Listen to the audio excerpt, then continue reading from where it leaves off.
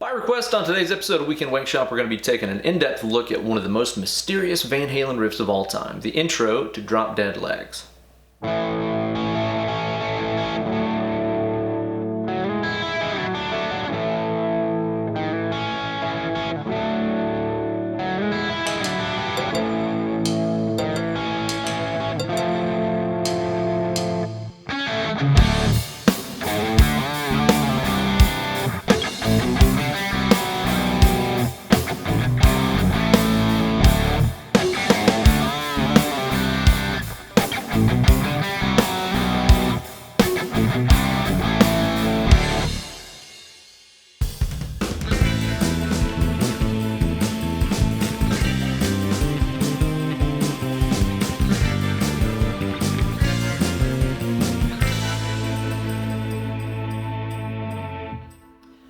Well, hey there guys, and welcome to this week's installment of Weekend Wankshop. Here's your best buddy, Uncle Ben. Sometime recently, one of you guys asked me to do a lesson on how to play the intro of Drop Dead Legs by Van Halen, which is one of my favorite tracks off of the 1984 record.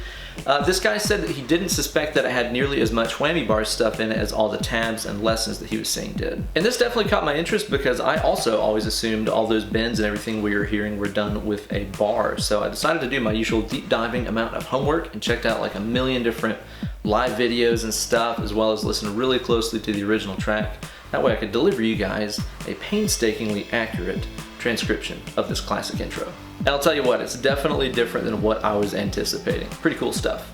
And as always, you guys can find a full tab for this week's lesson over on my Instagram page. Be sure to follow me over at BenEllerGuitars. Find the tab for this week's lesson, then upload a video of yourself shredded through it, along with the hashtag Weekend Wankshop.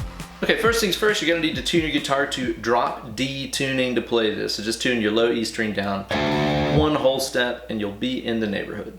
So first things first, conjure up a nice crunchy, Marshall kind of tone.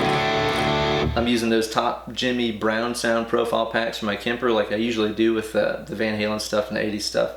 They sound amazing. I've also added a little bit of chorus in Logic right here. So the chorus is actually coming in my recording software. It's not much. I think he definitely has more on the original recording than I have here, but I want the clarity to be there for the lesson and stuff, so that's that. Put a little chorus on there. Now, whenever you start this riff off, be sure to have your bridge pickup volume down nice and low, like maybe around 1. That way it's still crunchy, but has cleaned up a little bit. I've noticed the pots on this Les Paul, I need to replace them. They kind of go from 0 to 100 really fast. So I'm kind of missing a little bit of that nice swell that he gets whenever he brings the volume knob up at the end of the intro, but whatever, I'll deal with it. Okay, so start off with your bridge pickup volume nice and low. So how we're going to start this riff off is in the position of an open position A chord. So I'm using my first finger and barring D, G, and B on fret number 2. But initially what you're going to do is just hit A and D strings. And then you're going to pick through like this. So that was just B, G, D, B, G, D, B, okay?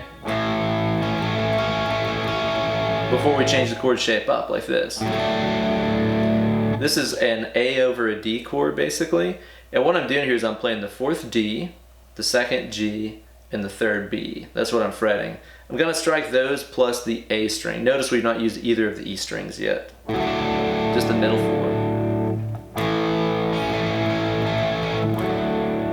Next, what we're going to do is a lick where we slide this whole chord shape up a whole step. What you're going to do is you're going to hit that D on number 4 and slide the whole chord shape up 2 frets. Hit the open E and the 5th B.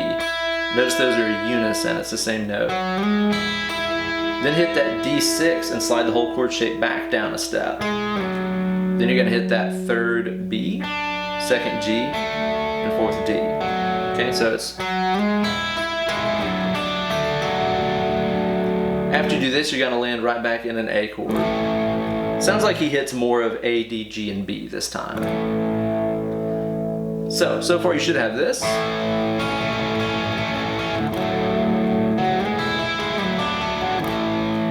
Now he introduces something new into here. Okay, what I did right there is after I hit the A chord, I'm just going to hit that 1st fret D string and I'm going to slide it up into the 2nd fret. Then hit the B2 that I'm also barring here. Hit the D and and then the B, before you go back to that A over D chord. Open 4, 2, 3 on the middle strings, okay? Now this time when he does the sliding move, you might be tempted to do it the exact same way as before. But there's actually one little thing, if you listen really close, that's different. And I think this is completely an accident. I don't think this is intentional at all. But if you listen really closely, what he's gonna do is he's gonna hit that 4th fret D string, slide up a whole step, just like before. Open E, 5th fret B. Only this time he's gonna hit the 6th D, slide down a whole step. And this time it sounds like he plays 3rd B, open G. Like his finger kind of came off the note for a second, then that 4th D. I know you might be skeptical hearing that. I had never heard this until I listened to the original recording here on YouTube at like half speed. You got that little thing down there in the settings where you can play stuff at slower speeds. Try it for yourself sometime. Pull up the original track here on YouTube and put it on that half speed, and you'll hear like that right there. It goes by so fast, and there's also, again, the chorus and stuff on there, so it's really hard to catch, but if you listen closely, there it is. So coming off of, you're gonna play your A chord again. Again, just middle 4 strings. Do your little 1st fret to 2nd fret D string slide. 2nd fret B. 2nd D, 2nd B. And then this time, he lightly hits this F triad. This is just 3rd D, 2nd G, and 1st fret B. Just a nice little F chord right there.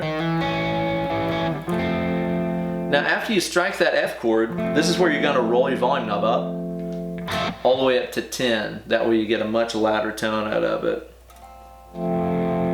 Before you do this.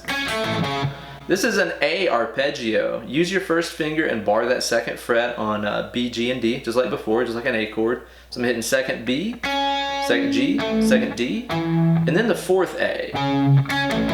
Okay? After this, we're going to start into the main riff proper. Now, it starts off with what sounds like an open D5 chord. This is open A, open D, 2nd G, and 3rd B. I don't think he hits the open low D on there the very first time. Again, it's really hard to tell. The kick drum and the bass all hit right there. It's kind of hard to say if he's hitting that low E string or not. So do it or don't, it's not going to make or break the riff. Now after this, what we're going to do is we're going to play the low E string here on fret number 6 and do a hammer on to 7. It's kind of palm muted, it's really lightly played. Hit the open D, and then we hit the part that most people think is whammy bar stuff. So it sounds like this. Play it again. Okay, what he's doing right here is you got that 6 hammer into 7, open D. You're gonna hit that A string 3rd fret and do a quick whole step bend. Let it down really quick, slide into the 5th fret, and then slide back down to the 3rd fret. Again, that's a lot of stuff that goes by quickly. D, bend, slide, slide. That wasn't in tune. With that, I'll do a few more times.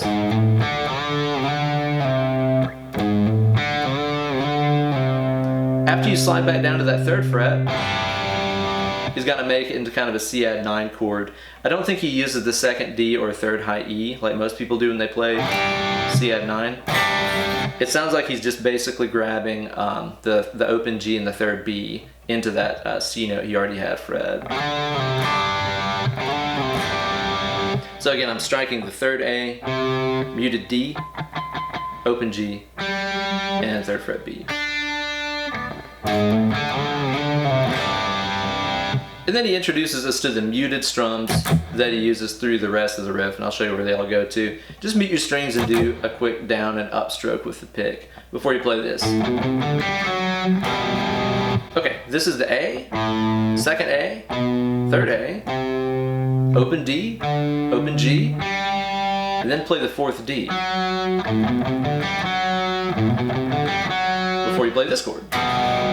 This is just my 2nd A and 5th D. Sometimes I see people play it like this. There's not as many notes as that. It's just those 2 notes. Do another set of muted strums before you play this. And that's just my open A, second A.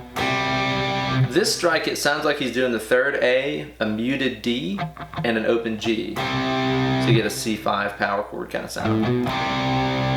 Fifth low E, and then an open A power chord, just open A string, second fret D. And that takes you through the first time of the riff.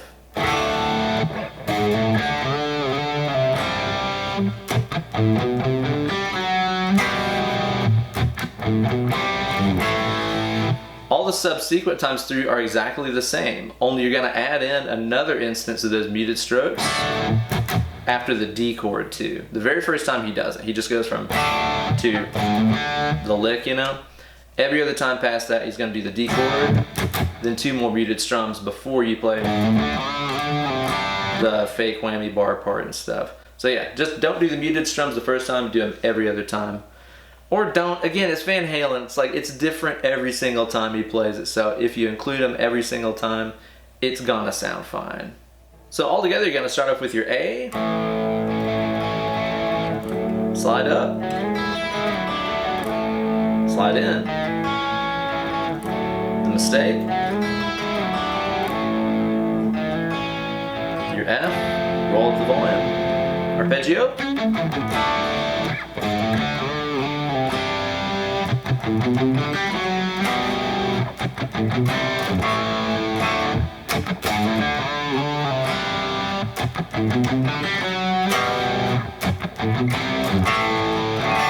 now that is drop dead sexy. So let's talk about one more thing before we wrap up, and that's the timing on that intro part, because it can be really hard to tell what's going on. Alex is just kind of playing random stuff on the drums, and it can be really easy to lose track of where the downbeat is. So I want to play this with my metronome here set to a 4 count so you guys can hear. So you'll notice that, you know, in the intro there's 3 different A chords. The first one actually does start on the downbeat. It starts on 1, 2, 3, 4, 1, like that. The other ones start ahead of 1. It's kind of on like the up of 4, you know? Listen and you're gonna hear what I'm talking about. The high-pitched beat will indicate where 1 is, and you hear the first one is on that and then the other ones aren't. That's really critical to understanding the timing of this riff. So let's give this a try here. 1, 2, 3, 4.